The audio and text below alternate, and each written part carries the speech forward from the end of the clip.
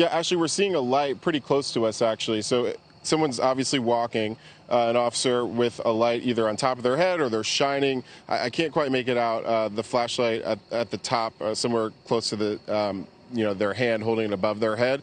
And we're, seeing them look along. Oh, that's actually a canine officer. I don't know if you can see the dog, but this officer is walking with a dog in the field, like kind of coming. Drop the banner? Pretty much toward us. I just want to ask our crew, like, can we drop the banner off of the screen so we can see the canine? Can you hear it? Can you hear the canine and any other canine activity, Evan? I think it's just this one dog right here, but they're walking toward us right now. So clearly they're sweeping this entire field, not just the woods. We're hearing him call the dog over this way.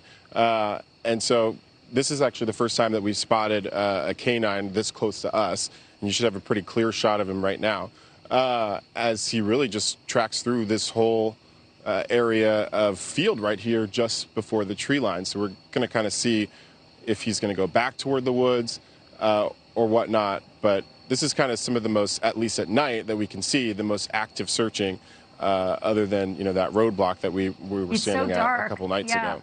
It's so dark. I'm trying to make out if he had any insignia on his clearly, dark green. It seemed somewhat camouflaged clothing. I couldn't tell if he was state police. I couldn't tell if he was local police. I couldn't tell if he was, federal. And I know that there are a lot of federal assets that are out there. They were coming in over the weekend. Hundreds of them, we were told. Do a quick scan for us. Don't worry about the camera. Just look around and tell me if you can see any more of that kind of activity, because that really came up and snuck up out of the fog behind you. If we can pan, if we can pan again, have my photographer pan this way. We're still seeing that officer with the dog over in the corner of the field here, now closer to the tree line. They were really close to us just a few moments ago, and that dog's clearly sniffing around. I couldn't make out the insignias, Ashleigh, but yeah, as you mentioned, there's clearly all kinds of assets, multiple canines.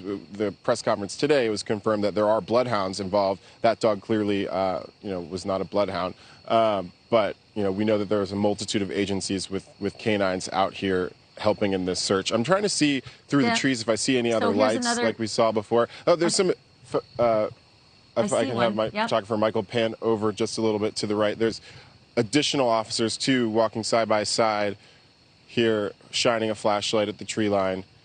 So when we first got here, much of this activity was going on a little bit further away from us where we couldn't really see it. And now they're shifting this way a little bit, right into view of our camera. So now I'm getting an answer to a question I was about to ask you, Evan. Look at these two guys and how heavily armed they are. The canine handler did not seem to have this kind of weaponry on him, which made me very nervous since he was alone.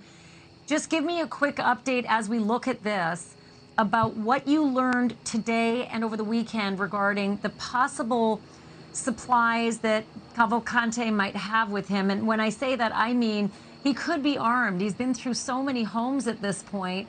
What's the worry and the concern, and how are they strategizing, given that they're now out in the dark looking for a guy who might have a gun?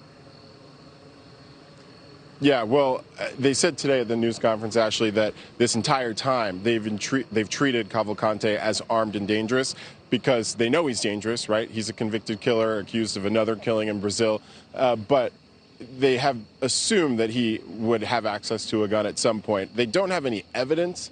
There haven't been any reports, at least that they confirmed today, of any stolen guns in the areas that they've been searching.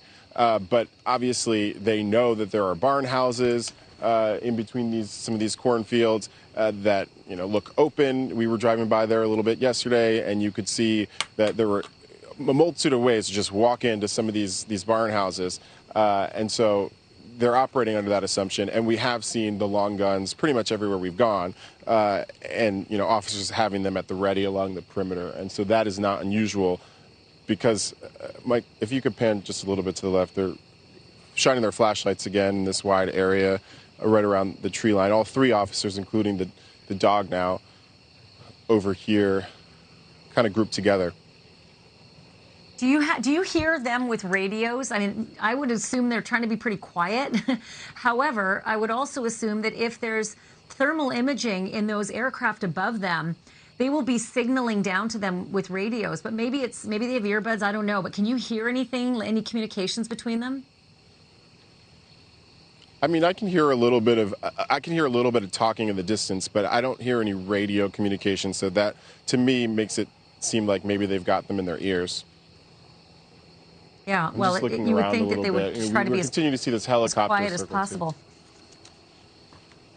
Do you still see the drone? Sure. I'm looking for the drone right now. I don't see it. This fog is blowing in. You might be able to see that as well.